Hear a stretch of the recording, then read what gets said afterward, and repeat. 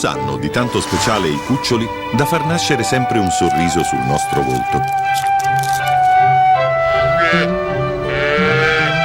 Perché troviamo i piccoli di altre specie così irresistibili? Qualcuno potrebbe dire che la bellezza è nell'occhio di chi guarda e che ci sono cuccioli che solo una mamma potrebbe amare. Ma di fatto è molto difficile non trovare adorabili i cuccioli a qualsiasi specie appartengano.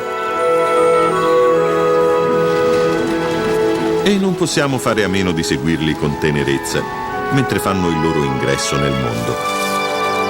Queste sono le storie delle creature più giovani del regno animale. Una celebrazione del loro viaggio nell'età adulta attraverso un mondo pieno di avventure, scoperte e successi.